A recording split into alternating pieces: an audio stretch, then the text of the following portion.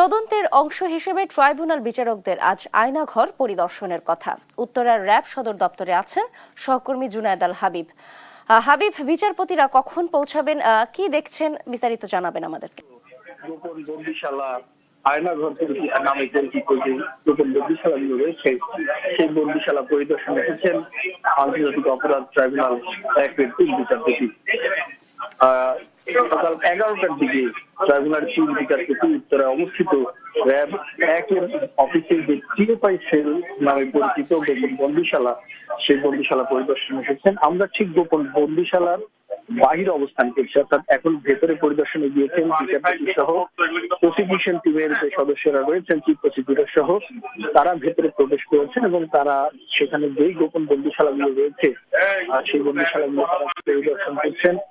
এবং আসলে মূলত গত 21শে জুলাই প্রসিকিউশনের পক্ষ থেকে আন্তর্জাতিক অপরাধ ট্রাইব্যুনাল একের বিচারপতিদের কাছে একটি লিখিত আবেদন দায়ের করা হয়, যেখানে বলা হয় যে আসলে আওয়ামী লীগ সরকার ক্ষমতায় থাকা অবস্থায় বিরোধীদের উপর কি ধরনের অমানবিক নির্যাতন করেছে, এই ধরনের গোপন বন্দিশালায় কোনো ধরনের গ্রেপ্তারি পরোয়ানা ছাড়াই খেয়াল খুশি মতো সাধারণ মানুষকে তুলে এনে, ভিন্ন মতের মানুষদেরকে তুলে এনে এই ছোট ছোট কুঠুরি ঘরগুলোর মধ্যে আসলে আটকে রেখেছিল, সেই ঘরগুলো পরিদর্শনের আবেদন জানানো হয় প্রসিকিউশনের পক্ষ থেকে।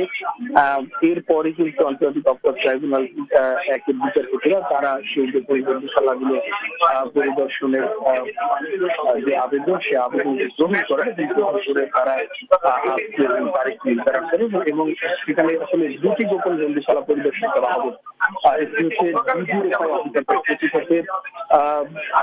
ডিজিএফআই অফিসে যে বন্দিশালাটি রয়েছে, সেই বন্দিশালাটি পরিদর্শনে যাবেন আন্তর্জাতিক অপরাধ ট্রাইব্যুনালের বিচারকরা এবং আজকে এসেছেন র্যাবের যে ডিজিএফআই সেল, সেখানে পরিদর্শনে এসেছেন। কিন্তু আপনাদের জানিয়ে রাখি, এই বন্দিশালায় গুম এবং নির্যাতনের ঘটনায় বেশ কয়েকটি মামলা কিন্তু আন্তর্জাতিক অপরাধ ট্রাইব্যুনালে চলমান রয়েছে, যেখানে প্রধান আসামি হিসাবে রয়েছেন সাবেক প্রধানমন্ত্রী শেখ হাসিনা, সাবেক স্বরাষ্ট্রমন্ত্রী আসাদুজ্জামান কামাল সহ 17 জন অভিযুক্তের বিরুদ্ধে কিন্তু বিচার প্রক্রিয়া চলমান রয়েছে।